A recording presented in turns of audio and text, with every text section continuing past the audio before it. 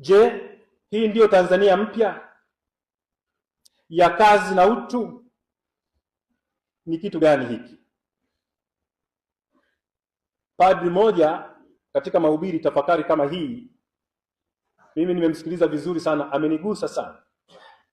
Anasema hatuwezi kuchoka au kusita au kuogopa au kuhofu lolote kuzungumza mambo haya. Yeye anashuhudia katika kanisa ambalo yeye alikuwa anatoa huduma au parokia, nyumba zinazoangaliana na kanisa mtaani hapo, alihesabu miili ya watu 13 waliokufa kwa mpigo, imelala barabarani na damu zinamwagika. Sasa anasema mimi nisizungumze habari hizi.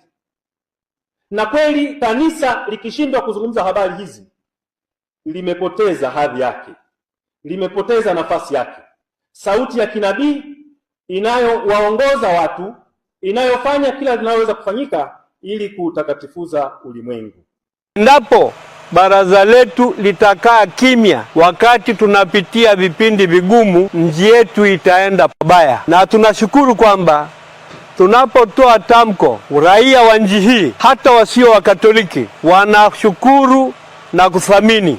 Sasa kwamba yanafanywa kazi au la, ni shauri ya wale wanaohusika. Ni jukumu lao kuwa wasikivu, kujipanga na kufanya mambo inavyopasa. Wasipofanya hivyo, raia wanayo haki na fursa ya kuwawajibisha.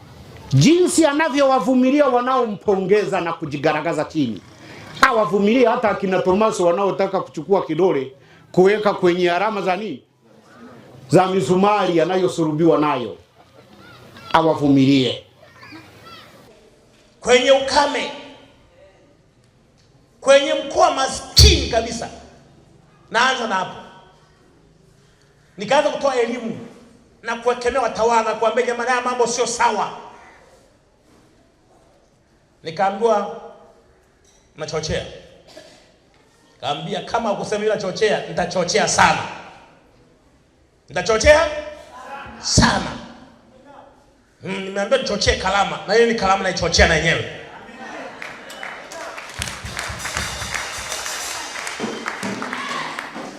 Wanataka kuzuia kuchochea, anataka kupingana na Bwana. Tumeambiwa kwenye Biblia chochea kalama. Na mimi nachochea. Kama kesi kuchochea, basi nitachochea sana. Moja hapo ya kesi ya uchochezi hiyo nilisema Mama Samia Mungu amemkataa.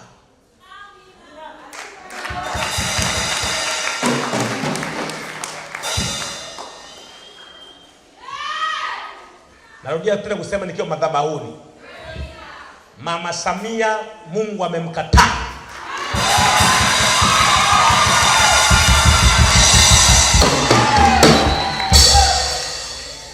Na kwa sababu amemkataa, luka juu, shuka chini, umekataliwa.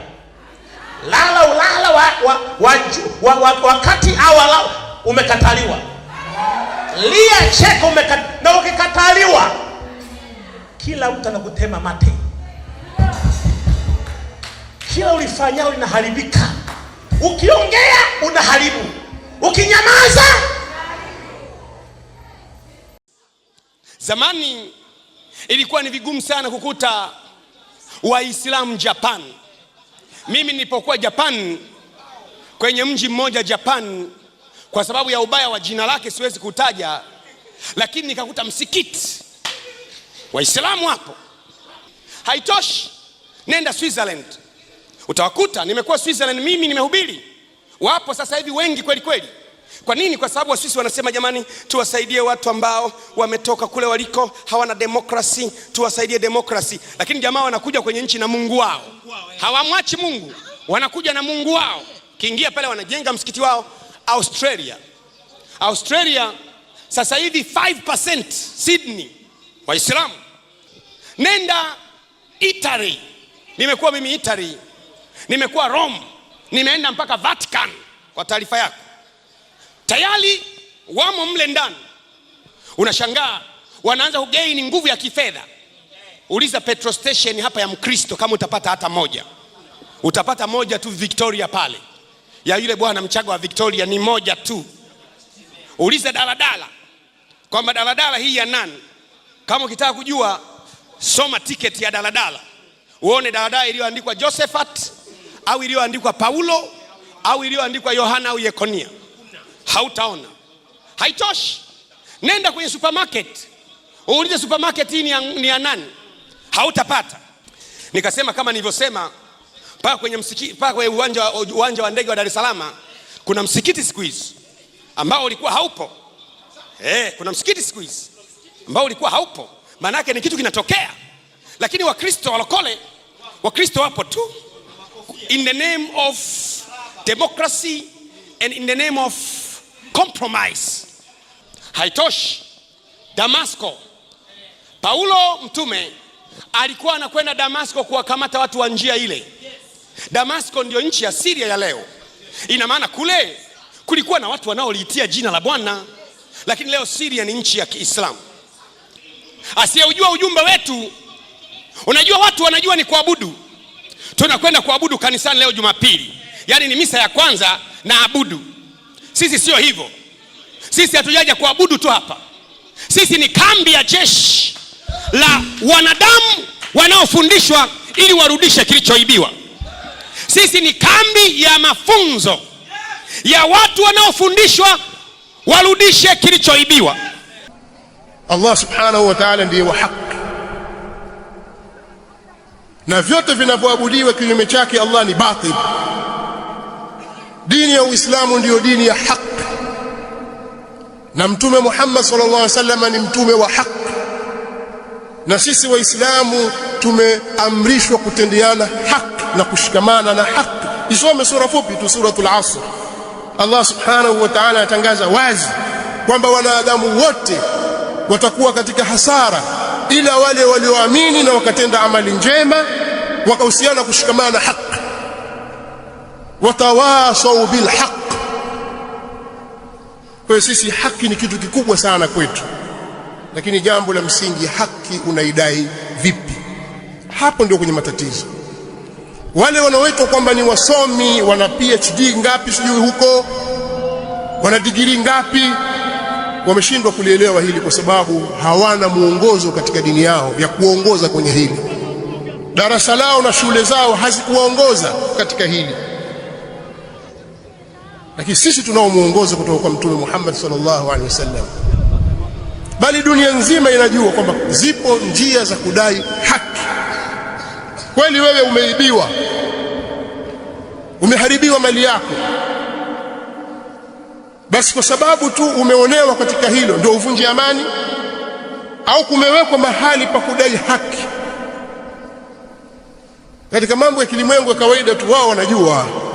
Wewe waweza kumpiga huyu mara moja, ukamchapa vibao, ukampiga ngumi, lakini unaona kwamba hapana, kweli ameninyima haki yangu, lakini ziko njia za kudai haki, na hizo ndizo ambazo sisi tunahimiza zifuatwe. Nasallallahu lana wa lakum al-afiyah wassalam. Ndugu zangu Waislamu, si kila mtu aliyekuja na lugha tamu na maneno mazuri ana nia njema. Watu wengi wenye nia mbaya hutumia maneno mazuri, maneno matamu ya kiulaghai ili kutangaza bidhaa zao, kutangaza agenda zao, ili kufika kwenye malengo yao au kufikia malengo yao mabaya. Sisi Waislamu tumeligundua hili katika nchi hii, kwamba mara nyingi wanapoingia watawala Waislamu, basi Wakristo wanakuwa hawana raha na uongozi wa yule Muislamu. Historia hiyo iko hivyo. Wanafanya mambo mengi sana, na kusudia viongozi wao wanafanya mambo mengi sana ya kuhakikisha wanamtoa katika njia ili kupitisha malengo yao. Lakini wakizungumza wazi, Waislamu nyinyi mtushtuka. Kwa hiyo wanatumia njia nyingine ya mbali ili kuwalaghai. Sasa ni wajibu juu yetu sisi kutumia mimbari kama hizi kuwatanabahisha Waislamu wenzetu kwamba tusikubali kuingizwa katika mambo haya, tusikubali kuingizwa kwenye mitego hii. Leo maaskofu na mapadre, wanaharakati mbalimbali wanaodai haki za binadamu, wanahabari wa nje na ndani, wanasiasa wanatumika katika kusukuma upande wa kuzitingisha serikali au watawala wale Waislamu. Wanashirikiana katika hilo, na sisi tunalijua hili. Na kauli yao sasa hivi waliokuja nao mwaka huu au kipindi hiki cha utawala huu ni madai ya haki, kwa sababu watu wanatekwa. Nataka niwaulize maswali mimi, maaskofu, mapadre, wachungaji, wanasiasa na wanaharakati na waandishi wa habari na raia wa kawaida tu. Katika utawala wa awamu ya 5 hakukuwa na watu waliotekwa? Kama mtakumbuka, na mtakuwa na kumbukumbu nzuri, hata kwa watoto wadogo tu wanaokuwa sasa watakumbuka kwamba msamiati wa watu wasiojulikana ulitaraddadi sana katika kipindi cha utawala wa awamu ya 5. Sasa swali, nyinyi maaskofu mlikuwa wapi? Sasa hapa sisi tunajiuliza maswali, yani sisi Waislamu, au kwa sababu huyu ni Mkatoliki na huyu ni Muislamu? Kwa hiyo alipokuwa Mkatoliki katika utawala wake yanatokea haya, wao waliufyata wakakaa kimya, bali alipokuwa akienda kanisani ilikuwa akiombewa. Tunajiuliza maswali kwa sababu mitandao inaripoti sasa amekwenda kuswali kanisa fulani na sasa anaombewa. Ni mambo ya ripoti wenyewe, na haya matukio yalikuwa yakiendelea tena kwa kasi. Mlikuwa wapi? Hebu tufafanulieni jambo hili. Hii haki ina wakati, haki inamtazama mtu, inatazama dini za watu. Kama akiwa Mkatoliki haulizi huyo, lakini akiwa Muislamu ni lazima aulizwe. Haki ipi mnayoidai? Kama mtakumbuka, mimi sizungumzi kwamba nazungumza sasa kwa niaba ya wanasiasa. Tuna maswali ya kujiuliza sisi kwa sababu ya hivi vitendo vinavyofanyika na haya matamko yanayotoka. Sisi kama watu wenye akili timamu, watu wenye miongozo katika dini yetu, tunao mambo mengi, tuna maswali mengi yanatutatiza, mpaka mtujibu, mtuaminishe kwamba huu sio udini. Hamumpigi vita rais aliyeko madarakani kwa sababu ya dini yake. Hebu tupeni majibu katika hili, turidhike sisi na sisi tuungane na nyinyi. Maana wanasiasa walidhibitiwa katika kipindi cha awamu ya 5, ikawa hakuna mikutano ya vyama vya siasa. Waliochukua fomu za kutaka kugombea, pamoja na taaluma walizonazo, walionekana kwamba hawajui kusoma wala kuandika. Katika uchaguzi tu wa serikali za mitaa, na walibanwa kikweli kweli, mpaka wengine wakakimbia ughaibuni. Alipoingia mtawala Muislamu, aliwafariji, akawafungulia milango, bwana basi njooni mfanye siasa. Hapo ndipo walipotumia fursa ya kuanza kumtukana huyu aliyewaruhusu na kuona kwamba hatendi haki, lakini bwana mkubwa yule Mkatoliki ilikuwa yuko sawa. Wafanya biashara, nyinyi mna ushahidi wa kutosha kabisa, pengine kuliko mimi, namna watu walivyokuwa wakiporwa mali zao. Watu wakawa katika hofu kiasi ambacho baadhi ya wawekezaji waliikimbia hii nchi. Leo amekuwa tajiri, kesho anaweza kuwa fakiri. Mambo hayendi. Wafanya biashara, nyinyi mashahidi, muogopeni Mola wenu. Hali ilikuwa ngumu sana katika biashara na watu wakakimbia. Alipoingia Muislamu, haya mambo yaliondoka. Kukawa kuna kazi kubwa ya kuwaaminisha watu kwamba sisi sio kama yule, njooni mfanye biashara. Watu wakabembelezwa mpaka wakaona ni kweli, biashara zikaanza kufunguka. Lakini kosa lake kwa sababu ni Muislamu. Haya yote aliyoyafanya huyu anayeongoza nchi sasa hivi yakawa hayaonekani. Ndipo wakalipuka hawa watu kutoka kanisani kwenye madhabahu huko wakidai haki. Haki ipi? Mlikuwa wapi? Wakatokea wanahabari na wachambuzi wa mambo ya kiuchumi, mambo ya kisiasa, wakaja wakadai haki. Mlikuwa wapi? Wanasiasa hawakubaki nyuma, waandamanaji, raia wa kawaida nao hawakubaki nyuma, wakiwa wanadai haki.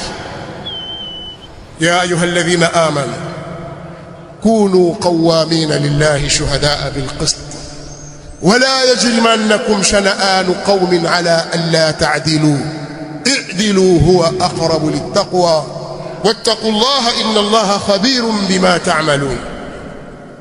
Allah subhanahu wa ta'ala katika suratul Maida sura ya 5 aya ya 8 anatuambia, enyi mlioamini nyinyi, waumini nyinyi, kuweni wasimamizi madhubuti kwa ajili ya Allah kwa kutoa ushahidi wa haki, wala kuchukiana na watu kusiwapelekeeni nyinyi kutofanya uadilifu. Kuweni waadilifu. Kweli mna chuki na Waislamu, hebu kuweni basi na uadilifu. Mbona uadilifu unawashinda? Hebu pimeni mambo wakati ule na sasa, wakati alipokuwa Mkatoliki na wakati sasa yuko Muislamu.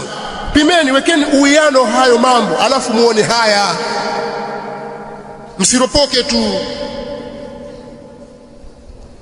Sasa nimependa niyatangulize maneno haya, lakini maneno yangu mafupi ni haya ambayo ndio ujumbe wa hotuba hii. Sisi tulikataza watu wasitoke barabarani wakafanya maandamano, wala wasishiriki katika jambo hilo, kwa sababu jambo hili lina hatari, linavunja amani, haki haidaiwi hivyo, kutatokea mauaji, kutatokea uharibiwa mali za watu, kutaingia hofu. Sio kwamba alikuwa tunajua ghaib, mambo yasiyoonekana, mambo ya mbali, tunajua mambo ya kesho na kesho kutwa. Sisi hatujui ghaib, bali ile miongozo tunayosoma ndiyo inatuelekeza kwamba pakitokea hivi kutakuwa na hili. Na kweli yale sisi tulikuwa tukiwatahadharisha watu wasifanye, kwa sababu madhara yake ni 1, 2, 3.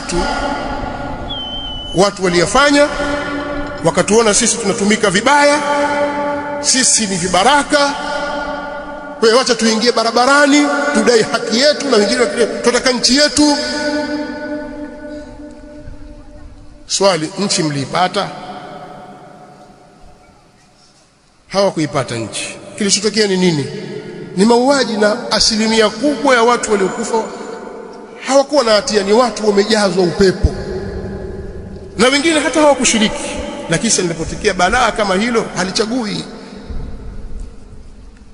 Lakini hizi kauli za watu waandamane, wafanye fujo, wachome mali za watu zimetoka wapi? Ukirejea kwenye mitandao, kuna askofu mmoja, askofu huyo anawachochea watu kwenye mitandao, anawaambia wale wanaokaa karibu na vituo vya polisi na nyumba za polisi, choma nyumba zao. Vituo vya mafuta hivi akavitaja jina vya Lake Oil, choma moto. Akataja mambo mengine mbele kwamba hivyo choma. Swali langu kwanza, na maswali kadhaa hapa, hili swali la kwanza na wauliza hawa watetezi wa haki za binadamu, wanahabari na watu mbalimbali, je, huu sio ugaidi? Huu wa kulipua vituo vya mafuta na kuchoma nyumba za askari na vituo vya, huu sio ugaidi? twendeni kwa haki. Swala la pili, kauli kama hizi zingetoka msikitini kwamba huko mahali fulani kuna shekhe amepanda kwenye mimbar anawahamasisha Waislamu watoke wakachome vituo vya mafuta au vituo vya polisi na nyumba zao, na wakaonekana kule vijana wamevaa kanzu na barakashia wanatekeleza hilo. Je, hili lisingeitwa ni ugaidi? Au ugaidi mpaka awe Muislamu, lakini akiwa Mkristo si gaidi? Sasa huyu anatoa maelekezo haya na yakafanyika. Inasemekana, sijakuwa na uhakika, lakini inasemekana vituo takriban 38 vya Lake Oil Muislamu vilichoma moto. Kwa nini Lake Oil? Kwa nini zisiwe shule za kanisa? Watu wa kanisa hawana mali? Kwa nini hujuma zielekee kwa Waislamu? Leo kaangaliwa mfanyabiashara mmoja, kesho mwingine wa pili. Sisi tunaona kwamba tupigania haki. Haki kuchoma mali ya mtu na kufanyaje? Sasa askofu kama huyu azungumza maneno haya, swali, sio ugaidi?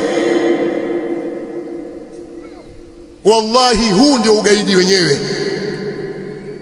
Ugaidi bwana hauna dini wala hauna kabila wala hauna mji wala hauna madhehebu.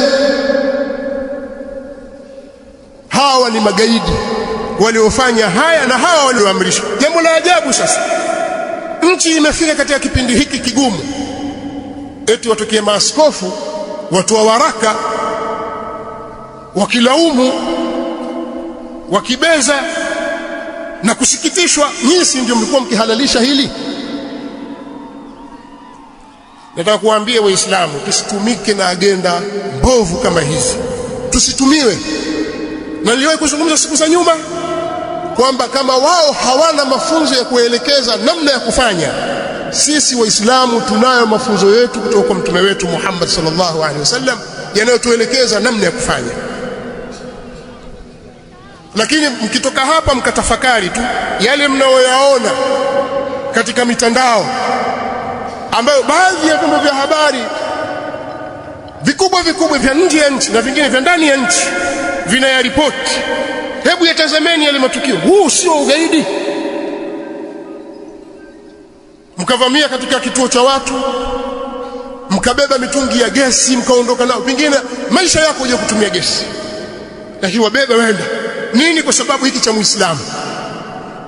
Sasa swali, huyu ndiye mnemdai haki? Si mnadai haki? Ndiyo huyu. Mmechoma mabasi,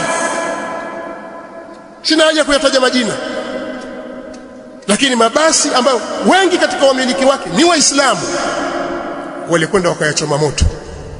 Hawa ndio mnaowadai haki? Mimi siamini kwamba majengo kama makanisa na mahospitali ya kanisa hawajayaona. Siamini hivyo, walikusudia. Siamini kwamba hawakuona mali za Wakristo wenzao. Siamini hivyo. Maneno haya kama yatatumika kwamba ni uchochezi na ni udini, na iwe hivyo, lakini mimi siamini hivyo. Hapa pana agenda. Sasa nauliza swali jingine, mtu anapokuvamia nyumbani kwako ili akupore mali yako, amevamia kwenye shamba lako ili aharibu mazao yako, amevamia kwenye renchi yako ili awahujumu wanyama wako, ukapambana naye, pengine ni kikundi cha watu 20-30, ukamuua, au na wewe wakakuua, ni sawa atokee mtu adai kwamba wale walikuwa na haki? Sisi tuwaona vibaka tu, waiba simu tu, kaiba simu pengine ya kitochi shilingi 40,000. Nyinyi wananchi ndio mnaotoka barabarani na mapetroli na matairi, mkampiga na mkamuua na mkamchoma moto. Basi simu ya shilingi 40,000, kaiba sufuria, leo akaharibu mali ya mabilioni bila sababu yoyote, kwa kisingizio kwamba adai haki. Nyinyi maaskofu mko wapi? Hapa pana maneno ukiangalia dhahiri yake ni ya haki, lakini yana makusudio mabaya, maovu. Hawa hawa watatuharibia nchi, watapoteza mwelekeo wa nchi, kwa sababu Waislamu nao watakapokuja sasa udai haki zao kwa njia kama hiyo, msiwalaumu. Waislamu wana haki nyingi za kudai. Washaona kwamba kumbe tukitaka haki yetu tutumie njia hii, waweza kuwadhibiti Waislamu. Mtu anayetoka aona kwamba mimi nikifa nenda peponi, waweza kumdhibiti? Wanaweza kudhibitiwa Waislamu kwa miongozo ya kutoka kwa mtume wao sallallahu alaihi wa alihi wasallam. Lakini msitudanganye Waislamu, tusidanganyike. Hizi hali hakuna kitu kingine. Katika hutuba moja nilitoa kwamba kuna sababu zinazopelekea mambo haya, labda ukabila, labda hivi, lakini kataja udini. Na wallahi wa billahi, kwa haya yote tuliyosoma mpaka kufika Oktoba 29, 2025 tumebainikiwa kwamba ni udini ulio wazi kabisa. Leo sasa hivi wanahamasishwa vijana tena watoke Disemba 9 wakaidai hiyo haki yao, na haki yenyewe ni kumpindua rais aliyeko madarakani. Wewe Muislamu utakubali ujinga huu? Sasa hutuba zetu nyingine zitaendelea kulifafanua hilo. Wamtaka nani sasa awe rais ambaye huyo sasa ndio mwadilifu kwetu? Rais gani mnamtaka nyinyi? Na hiyo ndio njia sawa au si sawa au kadha? Lakini mimi maneno yangu ni hayo, kwamba hizi ni kauli za uongo, zimedhihirishwa katika sura. Tunataka haki bwana, itendeke bwana, haki bwana, sio wa kweli, waongo.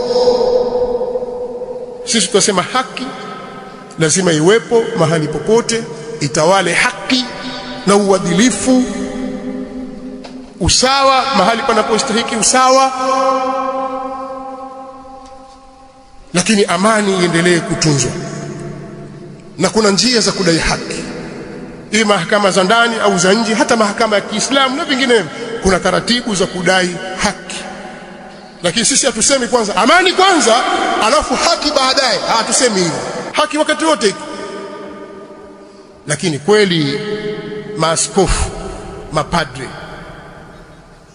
wachungaji, waandishi wa habari, wanasiasa, waandamanaji, kweli mwataka haki?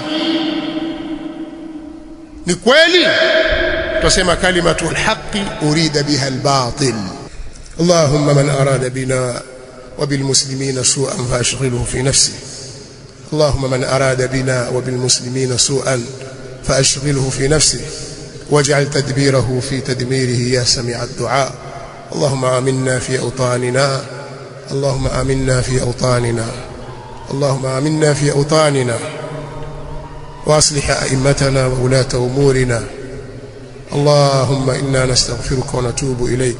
لا تؤاخذنا بذنوبنا، لا تؤاخذنا بذنوبنا، ولا تسلط علينا من لا يخافك ولا يرحمنا، برحمتك يا أرحم الراحمين. اللهم انصر دينك وكتابك وسنة نبيك وعبادك المؤمنين.